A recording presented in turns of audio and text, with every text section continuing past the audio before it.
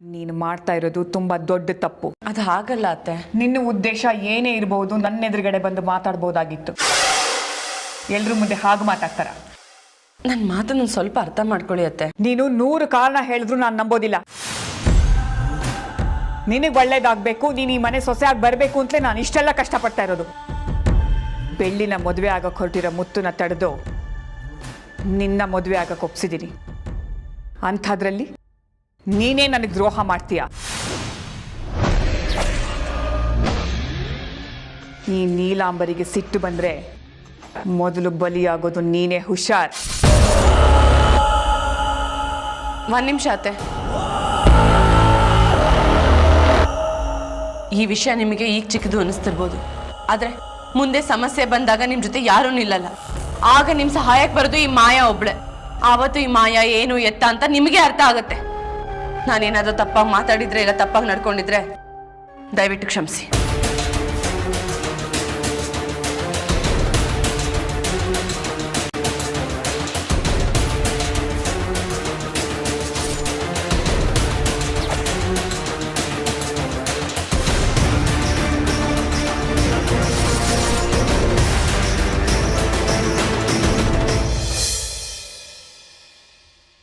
ಹಬ್ಬ ಅಂತೂ ಗೌತಮ್ ಮನೆಯವ್ರಿಗೆ ಐಶು ಏನು ಅಂತ ಗೊತ್ತಾಯ್ತು.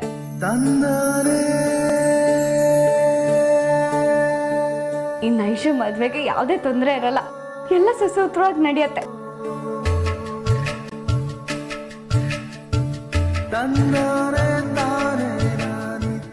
ಎಲ್ಲ ಅಚ್ಚುಕಟ್ಟಾಗಿ ನಡೆದೋದ್ರೆ ಅಷ್ಟೇ ಸಾಕು. ಬೆಳ್ಳಿ,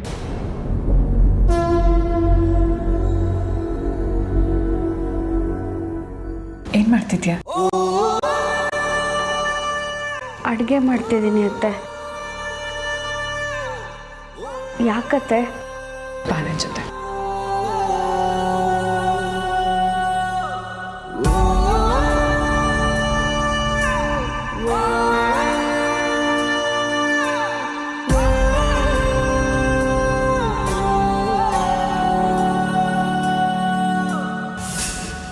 ಅಯ್ಯಯ್ಯೋ, ಅಮ್ಮ ಬೆಳ್ಳಿ ಅದಕ್ಕೆ ಕರ್ಕೊಂಡು ಹೋಗ್ತಿರೋದು ನೋಡಿದ್ರೆ ಸರಿಯಾಗಿ ಬಯೋ ಪ್ರೋಗ್ರಾಮ್ ಇಟ್ಕೊಂಡಿದ್ದಾರೆ ಅನ್ಸುತ್ತೆ.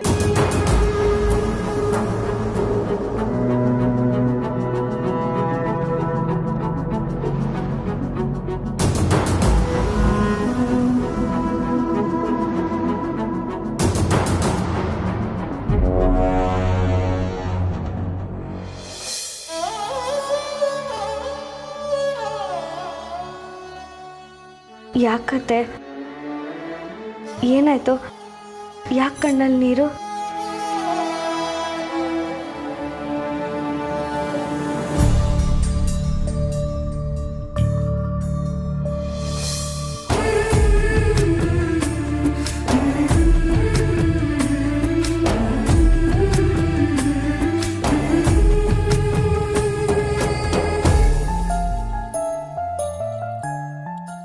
ಬೆಳ್ಳಿ, ನಾನು ನಿನ್ನನ್ನು ಎಷ್ಟು ಬೈದಿದ್ದೀನಿ, ಕೊಡಬಾರ್ದು ಕಷ್ಟ ಕೊಟ್ಟಿದ್ದೀನಿ. ಆದ್ರೂ ನೀನು ಅದನ್ನು ಯಾವುದೋ ಮನಸ್ಸಲ್ಲಿ ಇಟ್ಕೊಂಡೆ. ಐಶು ಬಗ್ಗೆ ಎಲ್ಲರ ಮುಂದೆ ನೀನು ಒಳ್ಳೇದು ಮಾತಾಡಿದ್ಯಲ್ಲ, ಅಲ್ಲೇ ನೀನು ನನಗಿಷ್ಟ ಆಗಿತ್ತು. ನಿನ್ನ ಧೈರ್ಯನ ಮೆಚ್ಚಲೇಬೇಕು ಬೆಳ್ಳಿ. ನೀನು ಮೊದಲೇ ಯೋಚನೆ ಮಾಡಿ ಅಳಿಯಂದ್ರ ಹತ್ರ ಮಾತಾಡದೆ ಹೋಗಿದ್ದಿದ್ರೆ ನನ್ನ ಮಗಳ ಮದುವೆ ನಿಂತು ಹೋಗ್ತಿತ್ತು. ನೀನು ಅವಳಿಗೆ ಮರುಜನ್ಮ ಕೊಟ್ಟಿದೀಯಾ, ಅವಳ ಮಾನ ಮರ್ಯಾದೆನೂ ಉಳಿಸಿದೀಯ. ನೀನಿನ್ನು ಕಾರಣ ನನ್ನ ಸಾಯೋವರೆಗೂ ಮರ್ಯಾದಿಲ್ಲ ಬೆಳ್ಳಿ. ಅಯ್ಯೋ ಅತ್ತೆ, ನೀವ್ಯಾಕೆ ಕೈ ಮುಗಿತಿದ್ದೀರಾ? ಇದೇನತ್ತೆ ನಿಮ್ಮ ಕಣ್ಣಲ್ಲಿ ನೀರು? ಅಳ್ಬೇಡಿ ಅತ್ತೆ. ಇದು ಯಾರ ಮನೆ? ನಮ್ಮನೆ ಅತ್ತೆ. ಐಶು ನಮ್ಮನೆ ಮಗಳು. ಅವಳ ಬಗ್ಗೆ ಯಾರೇ ಕೆಟ್ಟದಾಗ ಮಾತಾಡಿದ್ರು ನಾನು ಸಹಿಸಲ್ಲ. ಅಂಥದ್ರಲ್ಲಿ ಅವಳ ಮದುವೆ ನಿಂತು ಹೋಗೋಕೆ ಬಿಡ್ತೀನ? ಐಶು ಎಂಥ ಹುಡುಗಿ ಅಂತ ಎಲ್ರಿಗೂ ಗೊತ್ತು. ಅವಳ ಬಗ್ಗೆ 4 ಮಾತಾಡ್ತಾರೆ ಅಂತ ಎಲ್ರ ಮುಂದೆ ಅವಳನ್ನ ಬಿಟ್ಕೊಡಕ್ಕಾಗತ್ತಾ? ನಾವಿಬ್ರು ಗೌತಮ್ ಫ್ಯಾಮಿಲಿ ಮುಂದೆ ಮಂಕಾಗೋದ್ವಿ. ಬರೀ ಐಶು ಬಗ್ಗೆ ಅಷ್ಟೇ ಅಲ್ಲ ಅತ್ತೆ, ನಿಮ್ಮ ಬಗ್ಗೆ, ಮುತ್ತು ಮಾವನ ಬಗ್ಗೆ, ಈ ಮನೇಲಿರೋರು ಯಾರ ಬಗ್ಗೆ ಮಾತಾಡಿದ್ರು ನಾನು ಮಾತ್ರ ಸುಮ್ಮನೆ ಇರಲ್ಲ. ದೊಡ್ಡ ಮನೆ ಸಂಬಂಧ ಹೇಗೆ ನಡ್ಕೋತಾರೋ ಅಂತ ಹೆದರಿಕೆ ಆಗಿತ್ತು. ದೊಡ್ಡ ಮನೆಗೆ ಹೆಣ್ಣು ಕೊಟ್ರೆ ಐಶು ಚೆನ್ನಾಗಿರ್ತಾಳೆ ಅತ್ತೆ. ಗೌತಮ್ ಕುಟುಂಬದವ್ರು ಶ್ರೀಮಂತರಾದರೂ ಅರ್ಥ ಮಾಡ್ಕೊಳ್ತಾರೆ. ನಮ್ಮ ಐಶು ಅವ್ರ ಮನೇಲಿ ಖುಷಿಯಾಗಿ ಸಂತೋಷವಾಗಿರ್ತಾಳೆ. ಇದಕ್ಕೆಲ್ಲ ಕಾರಣನೇ ನೀನು, ನಾನೊಬ್ಳೇ ಅಲ್ಲ. ನಮ್ಮ ಮನೇಲಿರೋರು ಎಲ್ಲರೂ ನಿನಗೆ ಚಿರಋಣಿಯಾಗಿರ್ತಾರೆ. ನೀನು ಹಾಕ್ತಿರೋ ಅನ್ನ ತಿಂತಿದ್ದೀನಿ. ಅಪ್ಪ ಅಮ್ಮ ಅಜ್ಜಿ ಎಲ್ರೂ ಕಳ್ಕೊಂಡ್ಮೇಲೆ ನನ್ನನ್ನು ತಾಯಿ ಸ್ಥಾನದಲ್ಲಿ ನಿಂತು ನೋಡ್ಕೊಳ್ತಿದ್ದೀರ. ಈ ಮನೆ ಋಣ ಇನ್ನೂ ನನ್ನ ಹೆಗಲ ಮೇಲಿದೆ. ಪೂರ್ತಿಯಾಗಿ ತೀರ್ಸೋಕ್ಕಾಗದೇ ಇದ್ರು ಸ್ವಲ್ಪ ಸ್ವಲ್ಪ ತೀರಿಸ್ತಿದ್ದೀನಿ ಅತ್ತೆ. ಒಳ್ಳೇದು ಬೆಳ್ಳಿ, ಈ ಮನೆ ಬಗ್ಗೆ ನಿನಗೆ ಎಷ್ಟು ಒಳ್ಳೆ ಭಾವನೆ ಇದೆ. ನೀನು ಯಾವಾಗಲೂ ಹೀಗೆ ನಗನಾಗ್ತಾ ಇರು ಬೆಳ್ಳಿ. ನೀನು ಈ ಮನೆಗೆ ಒಳ್ಳೆ ಮಾಡಿದ್ಯಾ, ಐಶು ವಿಚಾರವಾಗಿ ಒಳ್ಳೇದು ಮಾಡಿದ್ಯಾ. ನಿನ್ಗೆ ಈ ಮನೇಲಿ ಎಲ್ಲ ಮರ್ಯಾದೆ ಗೌರವನೂ ಇರುತ್ತೆ. ಆದರೆ ಮುತ್ತು ಮದುವೆ ವಿಚಾರದಲ್ಲಿ ಮಾತ್ರ ನನ್ನ ನಿರ್ಧಾರ ಯಾವತ್ತೂ ಬದಲಾಗೋದಿಲ್ಲ.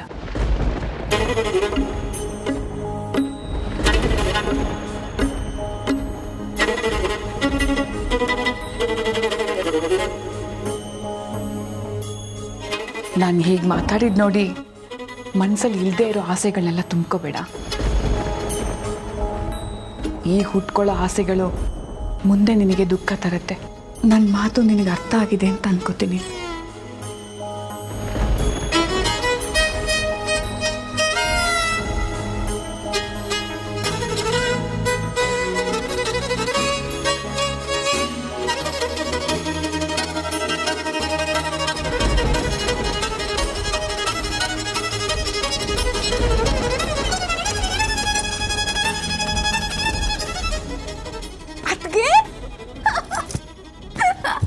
ಅದಕ್ಕೆ ಅಂತ ನೀವು ಅಮ್ಮನ ಪ್ರೀತಿ ಗಳಿಸೋ ಪ್ರಯತ್ನದಲ್ಲಿ ಸಕ್ಸಸ್ ಆಗ್ಬಿಟ್ರಿ.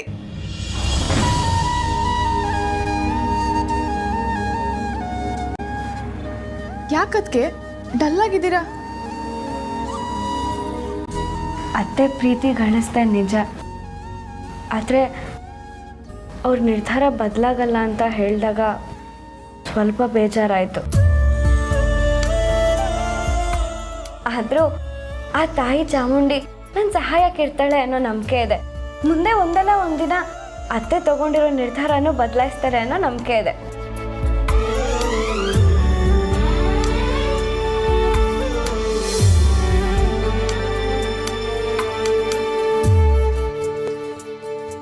ಈ ಪ್ರಾಬ್ಲಮ್ ಇಲ್ಲಿಗೆ ಮುಗಿಯುತ್ತೆ ಅಂತ ಅನಿಸ್ತಿಲ್ಲ. ನಾವು ಸ್ವಲ್ಪ ಹುಷಾರಾಗಿರ್ಬೇಕು. ಹೌದು ಮುತ್ತು. ಮುತ್ತು, ಯಾಕೆ ಟೆನ್ಷನ್ ಆಗಿದೆಯಾ? ಅದು ಚಿಕ್ಕಮ್ಮ, ಅದೇ ನಮ್ಮ ಐಶುಗೆ ತೊಂದರೆ ಕೊಡ್ತಿದ್ನಲ್ಲ ಶಿವು, ಅವನ ಬಗ್ಗೆ ಪೊಲೀಸರು ತಿಳಿಸಿದ್ದೀವಿ. ಕಂಪ್ಲೇಂಟ್ ಎಲ್ಲ ಏನು ಬೇಡ, ಬರೀ ಬಾಯಿ ಮಾತಲ್ಲಿ ಹೇಳಿ ಕಳಿಸಿ ಅಂತ ಹೇಳಿದ್ದೀವಿ. ಪೊಲೀಸವ್ರಿಗೇನೋ ಹೇಳಿದ್ದೀವಿ, ಆದರೂ ನಾವು ಸ್ವಲ್ಪ ಹುಷಾರಾಗಿರಬೇಕು. ಈಗ ಅವನೆಲ್ಲಿದ್ದಾನೆ? ಪೊಲೀಸರು ಹುಡುಕ್ತಿದ್ದಾರೆ, ಎಲ್ಲೋ ಬಸ್ ಇಟ್ಕೊಂಡಿದ್ದಾನೆ ಅಂತ ನ್ಯೂಸ್ ಬಂದಿದೆ. ಮುತ್ತು, ಐಶು ಹೆಸರಿಗೆ ಯಾವುದೇ ಕಪ್ಪು ಚುಕ್ಕೆ ಬರದೇ ಇರೋ ಹಾಗೆ ನೀನೇ ನೋಡ್ಕೋಬೇಕು. ಚಿಕ್ಕಮ್ಮ, ಯಾಕೆ ಭಯ ಬೀಳ್ತೀರಾ? ನಾವೆಲ್ಲ ಇಲ್ವಾ? ಐಶು ಮದ್ವೆನ ಅಚ್ಚುಕಟ್ಟಾಗಿ ನಡೆಸ್ಕೊಡ್ತೀವಿ. ಭಾವ, ಪಾಯಸ ತಗೊಳ್ಳಿ. ನೋಡೋದ ಚಿಕ್ಕಮ್ಮ, ಐಶು ಮದ್ವೆ ಅಂತಿದ್ದಾಗೆ ಬೆಳ್ಳಿ ಪಾಯಸ ತರ್ತಿದ್ದಾಳೆ. ಇದಕ್ಕಿಂತ ಶುಭ ಶಕುನ ಬೇಕಾ? ತಂಗವ್ವ ಎಲ್ಲಿರ್ತಾಳೋ ಅಲ್ಲೆಲ್ಲ ಶುಭಶಕ ನಾನೇ. ಬೆಳ್ಳಿ, ಪಾಯಸ ಮಾಡಿದ್ಯಲ್ಲ, ಏನು ವಿಶೇಷ? ಏನು ವಿಶೇಷ ಅಂತ ಹೇಳು, ನಮಗೂ ಗೊತ್ತಾಗ್ಲಿ. ಹೇಳು ಬೆಳ್ಳಿ. ಐಶು ವಿಷಯದಲ್ಲಿ ಶಿವು ಎಲ್ಲಿ ತೊಂದರೆ ಕೊಡ್ತಾನೋ, ಗೌತಮ್ ಕುಟುಂಬದವರು ಅದನ್ನೆಲ್ಲ ಹೇಗೆ ತಗೋತಾರೋ ಏನೋ ಅಂತ ಭಯ ಆಗಿತ್ತು. ಆದ್ರೆ ಈಗ ಎಲ್ಲ ಆರಾಮಾಗಿ ಆಯ್ತಲ್ಲ, ಅದಕ್ಕೆ ಪಾಯಸ ಮಾಡಿದ್ದೀನಿ. ಅದು ಅಲ್ಲದೆ ಐಶು ಪರ ಮಾತಾಡಿದ್ದಕ್ಕೆ ಅತ್ತೆನೂ ಖುಷಿ ಪಟ್ರು.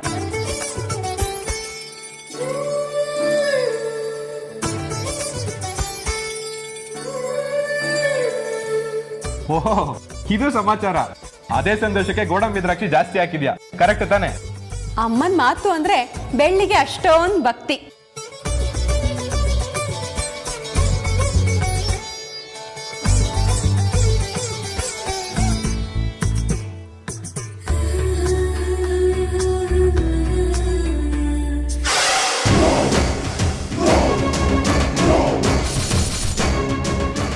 ಚಿಕ್ಕಮ್ಮ, ಚಿಕ್ಕಮ್ಮನ ಮನಸ್ಸಲ್ಲಿ ಜಾಗ ತಗೊಂಡಿದ್ಯಾ, ವೆರಿ ಗುಡ್.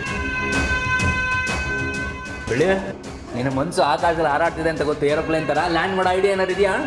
ಏ ಷಣ್ಮುಗಣ್ಣ, ಸುಮ್ಮನೆ ಇರೋ ಷಣ್ಮುಖ, ಊಟದಲ್ಲಿ ಉಪ್ಪು ಹಾಕ್ಬಿಡ್ತಾಳೆ ಕಣೋ. ಪಾಯಸ ತಿಂದಿದ್ದು ಸಾಕು, ಮಿಲ್ಲಲ್ಲಿ ಕೆಲಸ ಇದೆ, ಬ್ಯಾಂಕಲ್ಲಿ ದುಡ್ಡು ಹಾಕ್ಬೇಕು, ನಡಿ.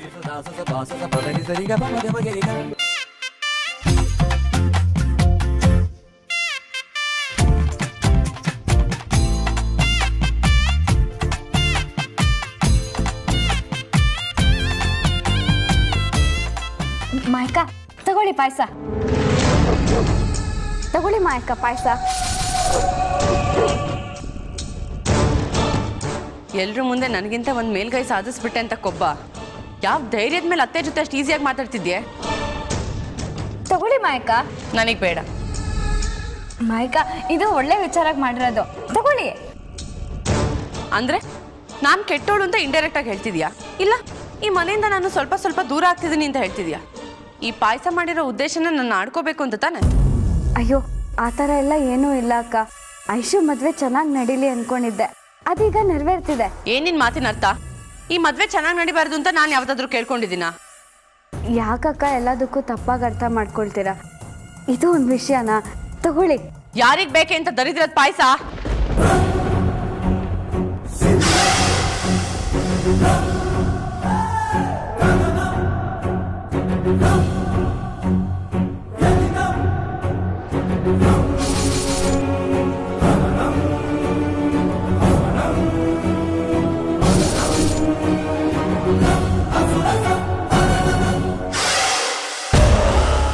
ಬೆಳ್ಳಿ, ಮುತ್ತು ಬರೋದ್ರೊಳಗಾಗಿ ಇದನ್ನೆಲ್ಲ ಕ್ಲೀನ್ ಮಾಡಿ. ಸರಿ ಅತ್ತೆ. ನಿಂತ್ಕೊ ಮಾಯಾ.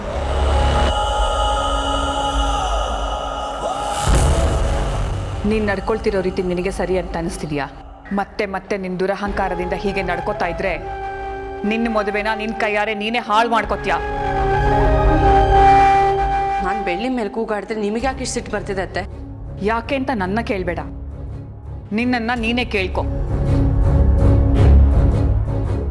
ನಿನಗೆಷ್ಟೇ ಕೋಪ ಇದ್ರೂ ಅದನ್ನೆಲ್ಲ ಮಡಚಿ ನಿನ್ನ ಮನಸ್ಸಲ್ಲೇ ಇಟ್ಕೊ, ಹೊರಗಡೆ ಬರೋಕ್ಕೆ ಬಿಡಬೇಡ. ಇವಳು ಮಾಡಿರೋ ದರಿದ್ರ ಪಾಯಸ ಕುಡಿಯೋ ಕರ್ಮ ನನಗಿನ್ನೂ ಬಂದಿಲ್ಲ ಅತ್ತೆ. ಒಂದು ಸ್ವಲ್ಪನೂ ಕ್ಲೀನ್ ಇಲ್ಲ, ಹೇಗೆ ಬೇಕು ಹಾಗೆ ಮಾಡಿರ್ತಾಳೆ, ಅದನ್ನ ಯಾರು ಕುಡಿತಾರೆ? ನಿನಗೆ ಪಾಯಸ ತಿನ್ನೋಕೆ ಇಷ್ಟ ಇಲ್ಲ ಅಂದರೆ ಬೇಡ ಬೆಳ್ಳಿ ಅಂತ ಹೇಳಿದರೆ ಅವಳು ಸುಮ್ಮನೆ ಹೋಗ್ತಿದ್ಲು. ಅದನ್ನು ಬಿಟ್ಟು ಹೀಗೆ ನಡ್ಕೋತಾರ? ನೀನು ನಡ್ಕೊಂಡಿದ್ದೇನಾದರೂ ಮುತ್ತು ನೋಡಿದರೆ ನನ್ನ ಎದುರುಗಡೆನೆ ನಿನಗೆ ಕೆನ್ನೆಗೆ ಬಾರಿಸ್ತಿದ್ದ. ನಿನ್ನ ಮುತ್ತು ಮದುವೆಗೆ ನಾನು ಏನೆಲ್ಲ ಪ್ರಯತ್ನ ಮಾಡ್ತಾ ಇದ್ದೀನಿ.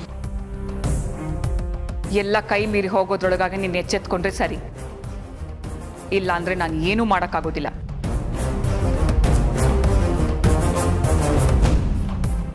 ಹಾಗೂ ನೀನು ಹಾಗೇ ನಡ್ಕೋಬೇಕು ಅಂತಂದರೆ ಕೊನೆವರೆಗೂ ನಿನ್ನ ಕನ್ಯೆಯಾಗೇ ಉಳ್ಕೋಬೇಕಾಗತ್ತೆ. ಮುತ್ತು ಏನಾದರೂ ಮನಸ್ಸು ಬದಲಾಯಿಸ್ಕೊಂಡು ನಿನ್ನ ಅವಶ್ಯಕತೆ ಅವನಿಗಿಲ್ಲ ಅಂತಂದರೆ ನಿನ್ನ ಪರವಾಗಿ ಮಾತಾಡೋ ಅವಕಾಶನೇ ಆಗೋದಿಲ್ಲ ನನಗೆ. ಮುತ್ತು ಮದುವೆನ ಬೇರೆಯವ್ರ ಜೊತೆ ಮಾಡಬೇಕಾಗತ್ತೆ. ಹುಷಾರು.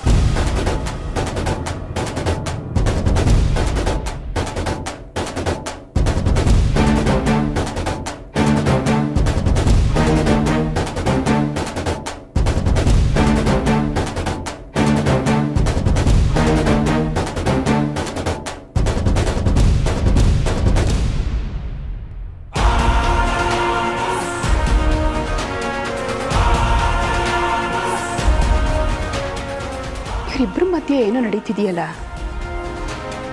ಅಂದರೆ ಮುಂಚೆಯಿಂದನೂ ಬೆಳ್ಳಿ ಮತ್ತೆ ಮಾಯಾಗೆ ಆಗಲ್ಲ ಅಂತ ಕಾಣುತ್ತೆ. ಇವರಿಬ್ಬರ ಮಧ್ಯೆ ಉರಿತಾ ಇರೋ ಬೆಂಕಿಯಿಂದ ನಾನು ಯಾಕೆ ಶಾಖ ಕಾಯಿಸ್ಕೋಬಹುದು ಅಂತ ನಾನು ಯೋಚನೆ ಮಾಡ್ತೀನಿ. ಅವಕಾಶ ಸಿಕ್ಕರೆ ಮತ್ತಷ್ಟು ಬೆಂಕಿಗೆ ತುಪ್ಪ ಸುರಿಯೋ ಪ್ರಯತ್ನನೂ ಮಾಡ್ತೀನಿ.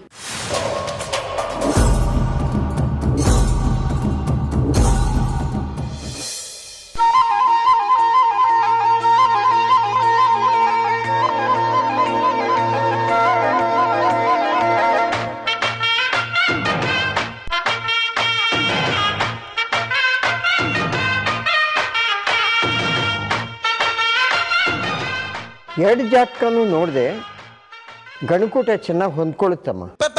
ಡುಮ್ ಡುಮ್ ಡುಮ್ ಡುಮ್ ಡುಮ್ ಡುಮ್ ಡುಮ್ ಡುಮ್.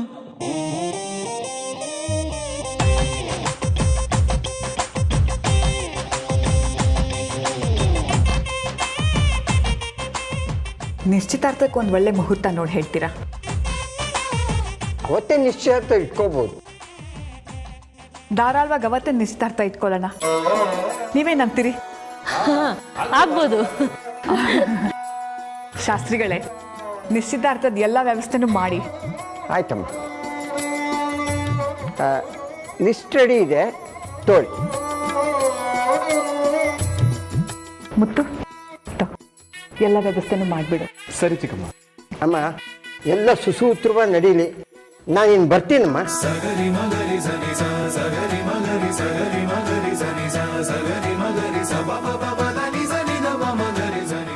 ಚಿಕ್ಕಮ್ಮ, ನಂಗೆ ಸ್ವಲ್ಪ ಕೆಲಸ ಇದೆ, ಮುಗಿಸ್ಕೊಂಡು ಬರ್ತೀನಿ. ಸರಿಯಪ್ಪ. ಮುತ್ತು ಅವರೇ, ಸಡನ್ನಾಗಿ ಹೊಟ್ಬಿಟ್ರೆ ಹೇಗೆ? ನಿಮ್ಮ ಹತ್ರ ಸ್ವಲ್ಪ ಮಾತಾಡೋದಿದೆ, ಕೂತ್ಕೊಳ್ಳಿ.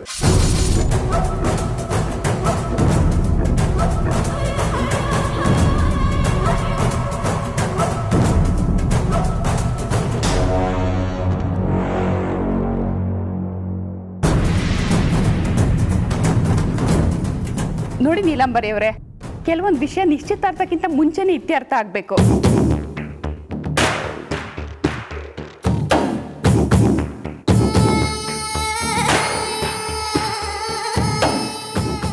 ಅದು ಅಲ್ಲದೆ ಮನೆಯವರೆಲ್ಲರ ಮುಂದೆನೇ ಸ್ವಲ್ಪ ಮಾತಾಡಬೇಕು ಅನ್ನೋದೇ ನನ್ನ ಉದ್ದೇಶ. ಅಂತ ವಿಷಯ ಏನಿದೆಯಕ್ಕ? ಹೇಳ್ತೀನಿ. ನೀಲಾಂಬರಿ ಅವರೇ, ನೀವು ಜಮೀನ್ದಾರೆ, ನಾನು ಜಮೀನ್ದಾರೆ. ನಿಮ್ಮ ಮಗಳ ಐಶ್ವರ್ಯ ನಮ್ಮ ಮನೆಗೆ ಸೊಸೆಯಾಗಿ ಬರ್ತಾ ಇದ್ದಾಳೆ. ಅವಳಿಗೇನು ಕೊಡ್ತಾ ಇದ್ದೀರಾ? ಐಶ್ವರ್ಯನ ಹೆಸರಲ್ಲಿ ಆಸ್ತಿ ಪಾಸ್ತಿ ಇದೆಯಾ ಅನ್ನೋದು ನನಗೆ ಗೊತ್ತಾಗಬೇಕು.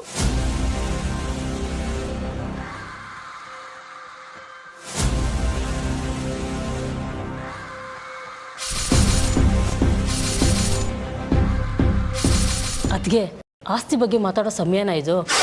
ಅವ್ರ ಮಗಳಿಗೆ ಏನು ಕೊಡಬೇಕು ಅದು ಕೊಟ್ಟೆ ಕೊಡ್ತಾರೆ. ನಿನಗೆ ಗೊತ್ತಾಗಲ್ಲ, ನೀನು ಸುಮ್ಮನೆ ಕೂತ್ಕೋ. ಈ ಟೈಮಲ್ಲಿ ಮಾತುಕತೆ ಆಡದೆ ಇನ್ನು ತಾಳಿ ಕಟ್ಟೋ ಟೈಮಲ್ಲಿ ಮಾತುಕತೆ ಆಡೋಕ್ಕಾಗತ್ತಾ?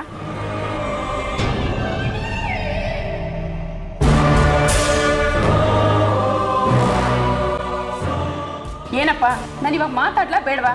ನೀನ್ ಮಾತಾಡಕ್ಕ. ನೋಡಿ ಮುತ್ತು ಅವರೇ, ಮದುವೆ ಅನ್ನೋದು ಒಂದು ಶುಭ ಕಾರ್ಯ. ಸೊಸೈಟಿನಲ್ಲಿ ನಮ್ಮ ಲೆವೆಲ್ ಏನು, ನಮ್ಮ ಮರ್ಯಾದೆ ಏನು ಅನ್ನೋದು ಸೂಚಿಸುತ್ತೆ.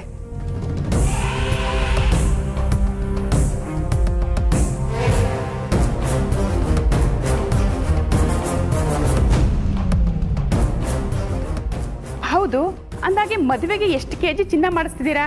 ಬೆಳ್ಳಿಲಿ ಏನೇನ್ ಕೊಡ್ತಾ ಇದ್ದೀರಾ? ಅಯ್ಯೋ, ನಮ್ ಬೆಳ್ಳಿನ ಕಳಿಸ್ಬೇಕಾ? ನಾವು ಕೊಡಲ್ಲಪ್ಪ, ನಮ್ ಬೆಳ್ಳಿ ಅಂದ್ರೆ ಪ್ರಾಣ ನಮ್ಗೆ. ಅಯ್ಯೋ, ನಾನ್ ಕೇಳಿದ್ದು ನಿಮ್ ಬೆಳ್ಳಿನಲ್ಲ, ಬೆಳ್ಳಿ ಚಿನ್ನ ಏನೇನ್ ಕೊಡ್ತೀರಾ ಅಂತ ಕೇಳಿದೆ. ಹಾಗೆ ಐಶ್ವರ್ಯ ಹೆಸರಲ್ಲಿ ಎಲ್ಲ ಆಸ್ತಿ ಪಾಸ್ತಿ ಇದೆ ಅಂತ ನನಗೆ ಗೊತ್ತಾಗ್ಬೇಕು. ಮದ್ವೆಗೆ ಯಾವುದೇ ಅಡ್ಡಿ ಇರಲ್ಲಮ್ಮ.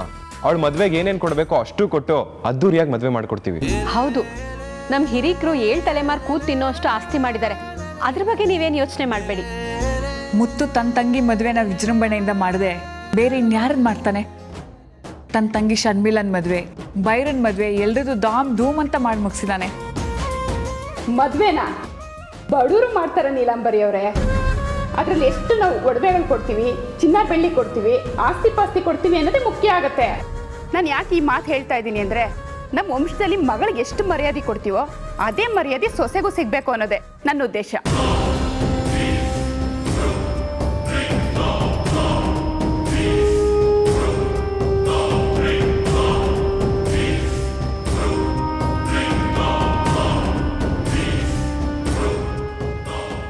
ಐಶ್ವರ್ಯ ಮದುವೆ ಮಾಡ್ಕೊಂಡು ಬರೀ ಕೈಯಲ್ಲಿ ಮನೆಗೆ ಬಂದ್ರೆ ಅಕ್ಕಪಕ್ಕದವರು ನೋಡಿದವರು ಎಂಥ ಸೊಸೆನ್ ತಗೊಂಬಂದಿದ್ದೀರಾ ಅಂತ ನಮ್ಮನ್ನ ಆಡ್ಕೊಳಲ್ವೇನ್ರಿ?